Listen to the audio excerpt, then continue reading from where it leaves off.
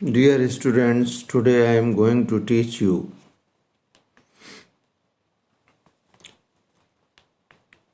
the story Bholi from Footprints Without Feet. This is very interesting story. Not only it is interesting story, but also it gives a great message to reform the society or to reform all those dead habits which are exploiting the society. First of all, introduction.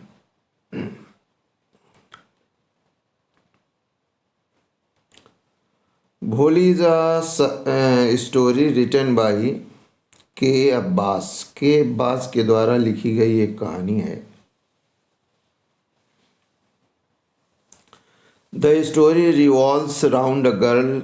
ये पूरी कहानी एक लड़की के चारों तरफ घूमती है. Who due to an accident fall and disease. एक दुर्घटना के कारण और बीमारी के कारण इन हर चाइल्डहुड बचपन में फेसेस वो मुकाबला करती है the problem of being dull and ugly. Dull होने का अर्थात नीरस होने का, कोई उस पर इंटरेस्ट नहीं लेता है, और कुरूप होने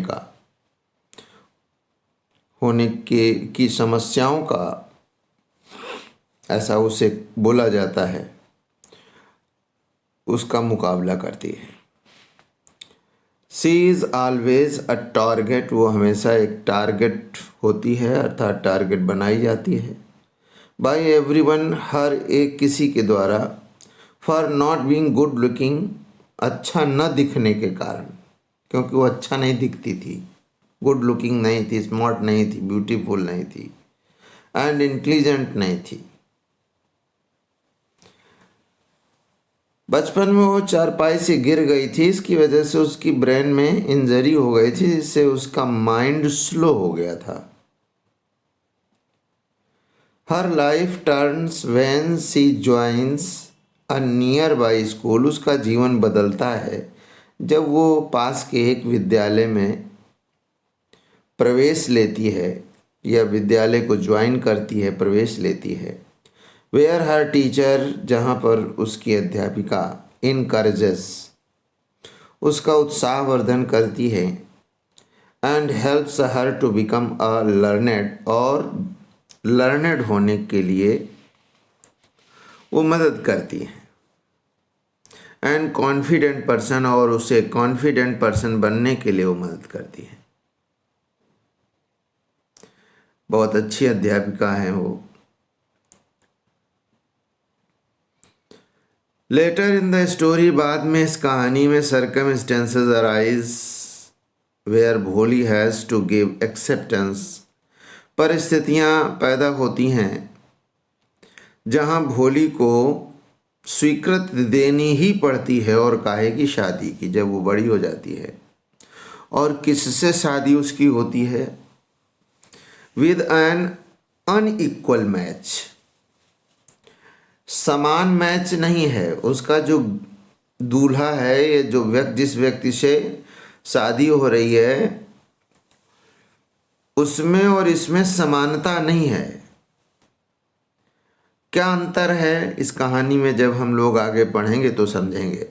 बट रिजेक्ट्स इट, और इस शादी को वो रिजेक्ट कर देती है. व्हेन शी सीज, जब वो देखती है कि हर फादर, उसका पिता, pleading bride to the bridegroom, दूल्हे के सामने प्लीड कर रहा है, दलीलें दे रहा है, प्रार्थना पूर्वक दलीलें दे रहा है. व्हेन ही डिमांड्स डॉरी, जब वो डिमांड करता है, काहे के लिए? डॉरी की. पहले डॉरी की बात नहीं करता, पहले दहेज की बात नहीं करता, लेकिन बाद में जब जैसे ही उसको पता चलता है कि एडी फिगर है, अर्थात चेचक के दाग हैं इसके शरीर में, इसके चेहरे पर, तो दहेज की बात करने लगता है। उसका पिता गिड़गिड़ाने लगता है। The story shows the rise of a girl. एक लड़की के कहानी जो है वो शोज प्रदर्शित करती है। एक लड़की को के जागरण को राइज को जागरण को प्रस्तुत करती है या दिखाती है। किसके अगेंस्ट? सोशल इनजस्टिस, सामाजिक अन्याय के प्रति। Now detailed explanation of this story. The story opens up with the introduction of a little girl named Sulekha. ये कहानी सुलेखा नाम की एक छोटी लड़की के परिचय के साथ शुरू होती है। ओपन्स माने खुलती है, अर्थात स्टार्ट्स, शुरू होती है। सी वॉज कॉल्ड भोली, उसे भोली कहकर पुकारा जाता था। फॉर बीइंग अ सिंपलटन, क्यों? वो बहुत ही सिंपलटन थी, सरल स्वभाव की थी। सिंपलटन कहते हैं बहुत ही सरल। भोली की इंग्लिश सिंपलटन ही होती है। दिस वॉज सो, ये ऐसा था, ये इसलिए था because some part of her brain had got damaged due to injury during her childhood. मैंने बताया था कि बचपन में जब ये चारपाई में लेटी थी तो चारपाई से नीचे गिर गई थी, जिसके कारण इसके हेड पर इंजरी हो गई थी, जिससे ब्रेन प्रभावित हो गया था। तो दिस वाज बिकॉज, ये इसलिए था, ये भोली इसलिए हो गई थी क्योंकि some part of her brain, उसके ब्रेन का कुछ भाग हैड गॉट डैमेज हो चुका था। ड्यू टू एन इंजरी, एक इंजरी के कारण, ड्यूरिंग हर चाइल्डहुड, उसके बचपन में एक इंजरी हुई थी सर की, जब वो चारपाई से गिर गई थी।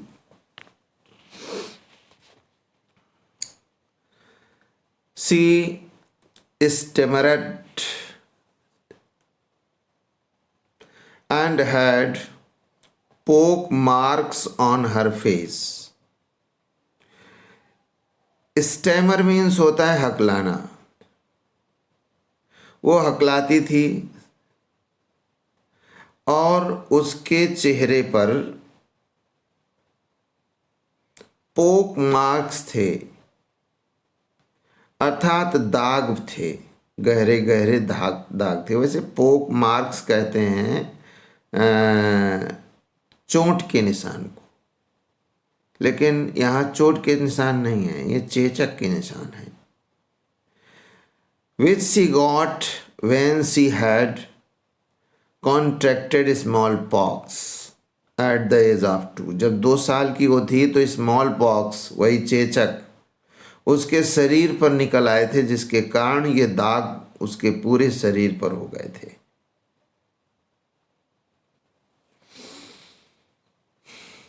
छोटे गड्ढे गड्ढे दाग हो जाते हैं, पोक मार्क्स उन्हें कहते हैं। She was a laughing stock for everyone। वो सबके लिए हंसी का पात्र थी। लाफिंग स्टॉक बोलते हैं हंसी के पात्र को। हर फादर रामलाल, उसके पिता का नाम रामलाल था, वाज ए नंबरदार। वो नंबरदार था। नंबरदार का माने तो गांव का मुखिया था।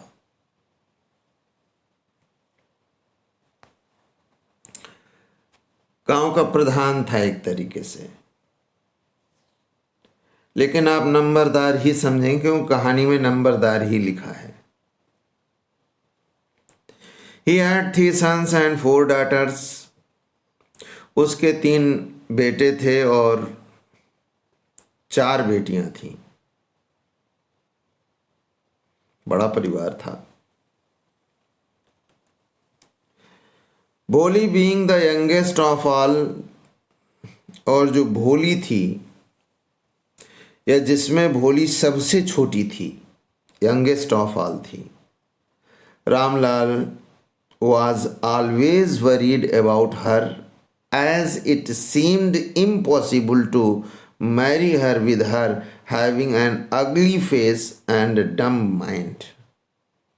हर बाप को एक ही चिंता सताती है, अगर बेटी के साथ में कोई इस तरीके डिफिगरिंग की प्रॉब्लम है, लड़की का बहुत सुंदर नहीं है, लड़की उसके दाग हैं या इस तरीके की कोई प्रॉब्लम है, तो हर एक पिता को बड़ी चिंता होती है कि वो कैसे उसकी शादी, क्यों कि समाज बहुत बिगड़ा हुआ है। पता नहीं इस समाज में सुंदरता का मायने, सुंदरता का मापन क्या है। शारीरिक आकर्षण को ही ये समाज सुंदरता का मापन कहता है। किसी की लड़की की शादी होती है तो लड़का उसे देखने जाता है, क्या देखता है? ऐसे अब वो लड़की को भी पता है कि वो देखने आया है, तो वो तो अपनी सभ्यता ही दिखाएगी। उस समय कहाँ वो अपने वास्तविक स्वरूप में आएगी। भले ही वो अच्छी हो, अच्छी बात है, लेकिन आधा एक घंटे में कोई किसी को कैसे जान सकता है। तो वो हर एक की लॉफिंग हंसी का बात। उसके पिता को एक नंबरदार थे जिनको एक चिंता थी, ऑलवेज वरीड, हमेशा चिंतित रहते थे उसकी शादी के बारे में, क्योंकि उसे लगता था कि ये असंभव था टू मैरी विद हर, उसके साथ कोई शादी नहीं करेगा। हर हैविंग एन अगली फेस, क्योंकि उसका चेहरा, उसका जो चेहरा था वो कुरूप था और डम्ब माइंड था, मतलब सुस्त दिमाग था। डम्ब माने वैसे मूक होता है, यहाँ पर डल माइंड से है। वन डे, एक दिन, तहसीलदार विजिटेड देयर विलेज।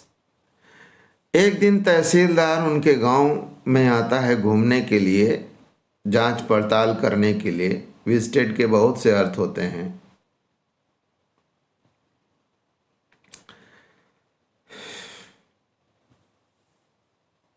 तो जब तहसीलदार आता है तो आगे क्या होता है?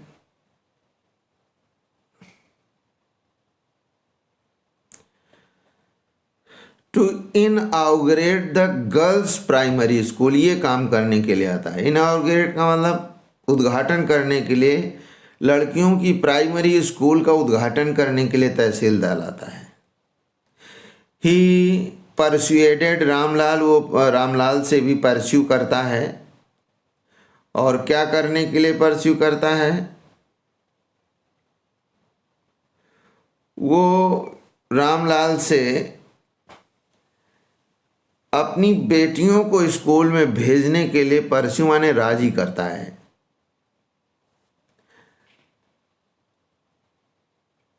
To send his daughters to school, Ramlal's wife suggested to send Bholi to school. Ramlal, क्योंकि उस दिनों लड़कियों को पढ़ाया नहीं जाता था। हमारे समाज ने, ये इंडियन स्टोरी है, हमारे समाज ने बहुत अंधकार देखे हैं और भीषण प्रकाश भी देखा है। आज फिर हम लोग रोशनी की तरफ आगे बढ़ रहे हैं। सारी मृत प्रथाएं जो समाज में मूल्यहीन हो चुकी हैं, वैल्यूलेस हो चुकी हैं, वो सारी समाज की कुप्रथाएं आज धीरे धीरे समाप्त हो रही हैं। कुछ बची हैं जिन्हें तुम लोगों को समाप्त करना है। ऐसा कहकर हम तुम्हें समाज के विरुद्ध नहीं कर रहे हैं, लेकिन कुप्रथाएं, जो ऐसी प्रथाएं जो समाज को एक्सप्लॉइट कर रही हैं, सप्रेस कर रही हैं, समाज को दबा रही हैं, समाज जिससे बहुत पीड़ित है, ऐसी समाज तो उनको प्रथाएं कहता है, लेकिन ये हैं कुप्रथाएं, ये डेड हैबिट्स हैं। इनको समाप्त होना ही चाहिए। और ये तुम लोगों को, आगे आने वाली पीढ़ियों को ये बात करनी है, अर्थात ये करके दिखाना है। बहुत कुछ खत्म हो चुका है। अनटचबिलिटी, छुआछूत जैसी बीमारी थी समाज में, कास्टिज्म, जातिवादिता थी, हैं? छुआछूत कितनी बड़ी बीमारी थी, वो समाप्त हो गई है। तुम्हारे पूर्वजों ने, तुमसे पहले पैदा होने वाली पीढ़ियों ने उनको समाप्त कर दिया। जो बाकी बची हैं, उनको तुम्हें समाप्त करना है। तो आगे जब उसको राजी किया तो भोली की जो माँ थी, रामलाल की पत्नी, उसने ये सजेस्ट किया कि भोली को भेज दिया जाए school. Although she was against sending girls to school, यद्यपि वो विरुद्ध में थी लड़कियों को स्कूल में भेजने के लिए। Because no boy would marry such a girl. क्यों? क्योंकि स्कूल में जाने वाली जो लड़कियां थी, देखो कितना जमाना खराब था उस समय, कि उसकी माँ ये सोचती है कि अपनी लड़कियों को, वो तो प्रथा नहीं थी लड़कियों को भेजने का, नया स्कूल खुल रहा है अभी अभी, उसका उद्घाटन करने आ रहा है वो, तो वो ये सोच रही कि इससे कौन शादी करेगा, भोली से, इसी को भेज दिया जाए स्कूल। ऐसी लड़के से कौन शादी करेगा? She reasoned that as Bholi had no chance of getting married, और ये भी उसने कारण बताया कि भोली के जैसी लड़की के पास अब कोई चांस नहीं था गेटिंग मैरिड का, अर्थात शादी करने का, अर्थात भोली के साथ कोई शादी नहीं करेगा, लिहाजा इसको भेज दिया जाए school. So she could go to school, इसलिए वो स्कूल जा सकती थी, ऐसा उसने सोचा और बोला रामलाल से। इन द बिगिनिंग, शुरुआत में भोली वॉज फ्राइटनेड, भोली बहुत डरी हुई थी टू लीव हर हाउस, अपने घर को छोड़ने में। But when for the first time, लेकिन जब पहली बार इन हर लाइफ, उसके अपने जीवन में जितना उसने बिताया था, सी वॉज ड्रेस्ड, अब उसे अच्छे कपड़े पहनाए गए, एंड हर हेयर वाज उसके बालों को धोया गया। बहुत निरादर भी था परिवार में उसका। ऐसे बच्चों को कौन लोग पसंद करते हैं? ये परिवार के बोझ समझ जाते हैं, जबकि ऐसा समझा नहीं जाना चाहिए। भगवान ऐसे बच्चों को भेजकर पूरे परिवार के सदस्यों की परीक्षा लेता है। एंड ऑयल्ड, और उसके बालों को धोया गया, फिर तेल लगाया गया। She felt that she was to visit a better place, उसने ये महसूस किया कि वो एक बेहतरीन स्थान पर घूमने जा रही थी। इन द स्कूल में सी मेट अ टीचर, वो एक अध्यापिका से मिली who was very kind and polite to her, जो बहुत ही उसके प्रति विनम्र थी और बहुत दयालु थी। देखिए, अध्यापक भी, टीचर भी जमाने को बदल सकता है। ये बात तुम्हारी समझ में निश्चित रूप से आनी चाहिए। क्योंकि टीचर, जो अध्यापक है, वो हमेशा आने वाली पीढ़ियों के सामने खड़ा होता है, अपने विचार, कंटेंट के अकॉर्डिंग अपने विचार लेकर। इन द स्कूल, हाँ, स्कूल में उसको बहुत अच्छी अध्यापिका मिली, बहुत विनम्र थी, बहुत काइंड थी उसके प्रति।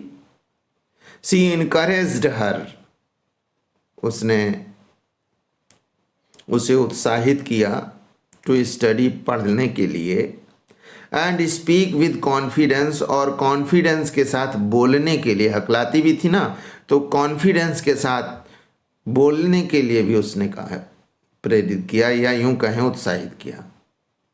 दिस फील्ड होप इन भोली, इस बात ने भोली के अंदर एक आशा जगा दी, आशा भर दी। And she began to go to school every day, और हर दिन वो स्कूल जाने लगी। ईयर्स पास्ड, वर्ष गुजर गए, एंड हर विलेज अपग्रेडेड, और उसका गांव अपग्रेड हो गया, अर्थात उन्नत हो गया। इनटू अ स्मॉल टाउन, एक छोटे से कस्बे में बदल गया। With some facilities like a cotton mill, कुछ फैसिलिटीज़ गांव में हो गई, जैसे कि कॉटन मिल हो गया, सिनेमा घर हो गया, and primary school being converted into a secondary school. जो प्राइमरी स्कूल था वो सेकेंडरी स्कूल में बदल गया, मतलब प्राइमरी स्कूल सेकेंडरी स्कूल में बदल गया, अर्थात उसमें और विकास होने लगा।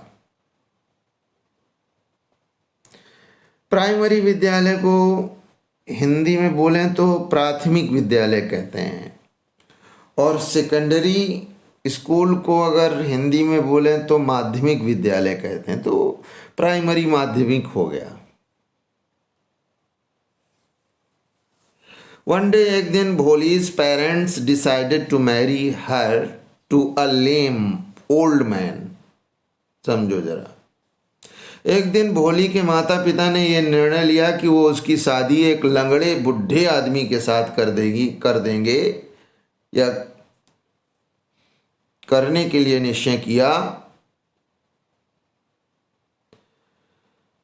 लेम कहते हैं लंगड़े को। हु वाज अ विडोअर, जो विदुर था। लंगड़ा था इसीलिए शायद विदुर रहा होगा।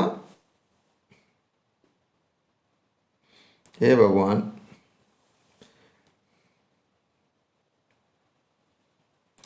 विदुर का मतलब जिसकी पत्नी नहीं होती।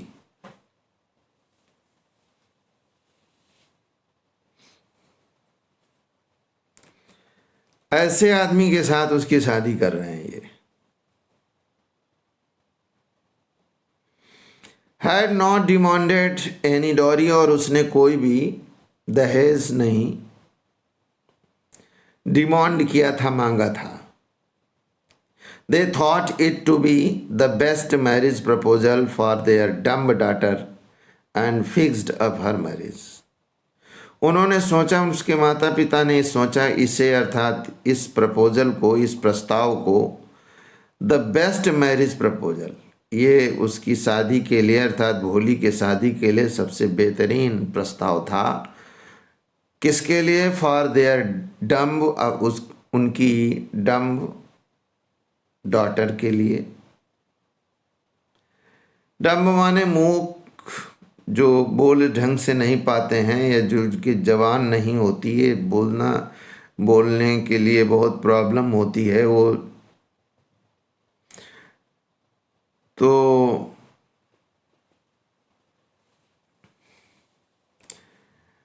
इधर डम्ब का मतलब बेवकूफ भी होता है। डम्ब एक बेवकूफ के लिए भी यूज किया जाता है। तो एक बेवकूफ, अपनी बेवकूफ लड़की, अर्थात जो हकला कर बोलती थी, इसलिए डम्ब कहा जा रहा है। और डम्ब बेवकूफ को भी कहते हैं, मूर्ख को भी कहते हैं, अविकसित मस्तिष्क वाली को कहते हैं। And fixed up her marriage, और उसकी मैरिज को फिक्स कर दिया, तय कर दिया। ऑन द वेडिंग डे, शादी के दिन, द ब्राइड ग्रूम, दुल्हन का जो दूल्हा है,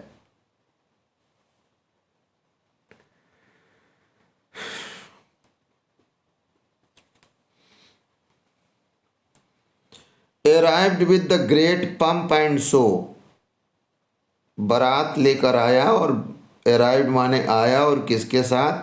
पंप एंड शो माने बहुत भीषण आकर्षण के साथ, धूमधाम से आया या पहुंचा।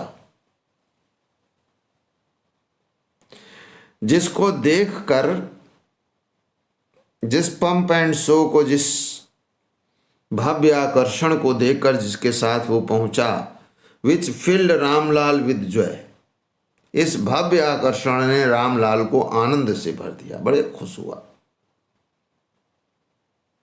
पैसे वाले के घर जा रही। द ग्रूम डिस्कवर्ड दैट भोली had pock marks and demanded dowry in return for the marrying her. दूल्हे को पता चला, डिस्कवर्ड माने पता चला, खोजा या खोज से पता चला। पहले के ज़माने में लड़की को जैसे पहले से तो जानते नहीं थे या देखा तो होता नहीं था,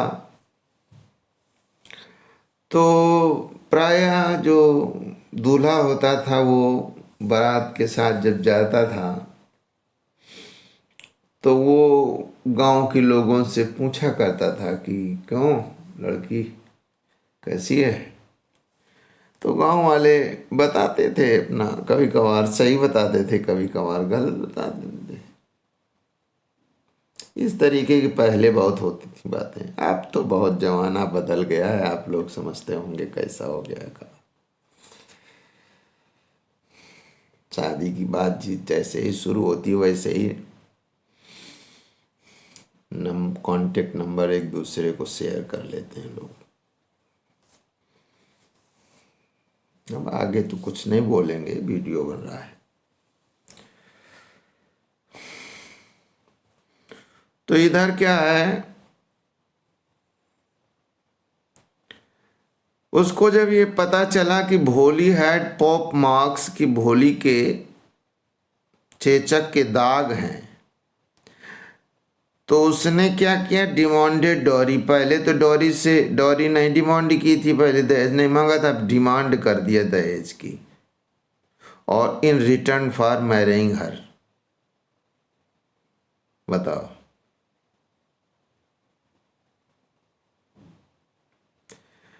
मतलब दहेज की मांग की और शादी करने के लिए कि अब तो शादी तब होएगी जब मुझे दहेज मिलेगा। और कितने रुपए, he demanded a sum of 5,000 rupees, 5,000 रुपए उसने डिमांड किए दहेज के रूप में। Ramlal begged for mercy, Ramlal ने बड़ी प्रार्थना की, दया की प्रार्थना की कि मेरे ऊपर दया करो। रामलाल ने दया की भीख मांगी एक तरीके से, और केवल भीख नहीं मांगी, और एक काम कर दिया। And even placed his turban in Vishambhar's feet, उसका नाम विशंभर था, लड़के का नाम। विशंभर के पैरों में अपनी पगड़ी रख दी, माने इज्जत रख दी। विशंभर नाथ डिड नॉट एग्री, फिर भी ये एग्री नहीं हुआ, सहमत नहीं हुआ। Ramlal had to give the money in order to save both his family's honor and his daughter's marriage. दो को बचाने के लिए रामलाल को पैसे देने पड़े। किसको किसको? टू सेव बोथ, दो को बचाने के लिए, फैमिली के सम्मान को बचाने के लिए और अपनी बेटी की शादी को बचाने के लिए। भोली could not bear all this, भोली ये सब कुछ बर्दाश्त नहीं कर सकी,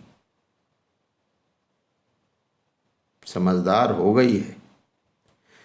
and refuse to marry a greedy old man, और इस लालची बुढ़े आदमी से शादी करने के लिए मना कर दिया। People accused her of being shameless, लोगों ने उस पर बेशर्म होने का आरोप लगाया।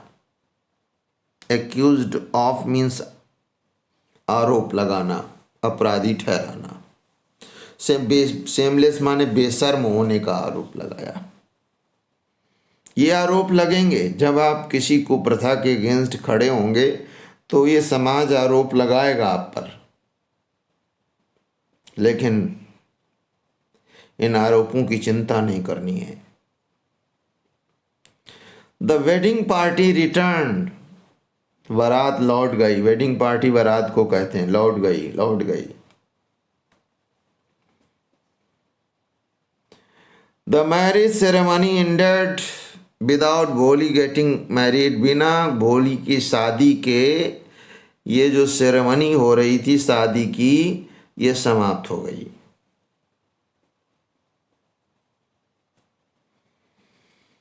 खत्म हो गई। Her father was surrounded by grief, उसका पिता दुख से घिर गया। एंड सेड, और बोला, that now no one would marry her, कोई भी उससे अब शादी नहीं करेगा, माने भोली से अब कोई शादी नहीं करेगा। And what would see do in future, और वो भविष्य में क्या करेगी। टू दिस, इसके लिए, सी रिप्लाइड, भोली निकल कर बाहर आई और उसने जवाब दिया, that she would take care of her parents.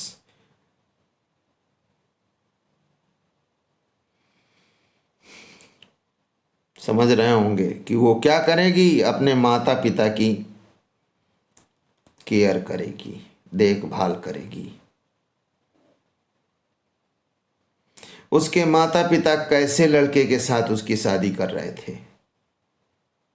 अपाहिज था, लेम था, बुढ़ा था, और भोली के अंदर या भोली कैसे अपने माता पिता के बारे में क्या सोच रही है। वैन दे ग्री ओल्ड, जब वो बूढ़े हो जाएंगे माता पिता, जब जरूरत होगी उनको सेवा की, उस समय वो उनकी सेवा करेगी, उनकी देखभाल करेगी। And would teach in her school, और अपने स्कूल में वो पढ़ाएगी, जिसमें वो पढ़ा करती थी उसी में पढ़ाएगी। उसकी टीचर भी इस शादी में शामिल होने के लिए वही आई थी जिसने इसको इनकरेज किया था।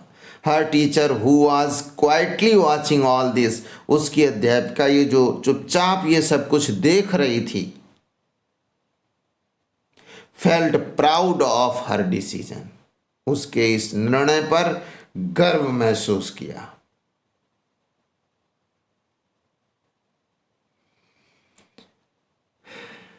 पता नहीं मुझे गर्व आएगा कि नहीं आएगा तुम लोगों के ऐसे काम पर। माने ये नहीं, गर्व तो आएगा। आप लोग ऐसा मौका कभी देंगे कि नहीं देंगे, जब सुनने को मिलेगा कि मनोज मिश्रा को सुनने को मिलेगा कि किसी ने किसी कुप्रथा के अगेंस्ट आवाज उठाई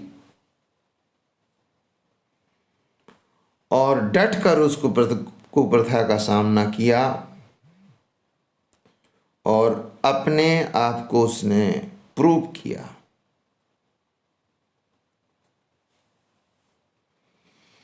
मुझे विश्वास है, I hope that you will be capable to understand the theme of this story, Bholi.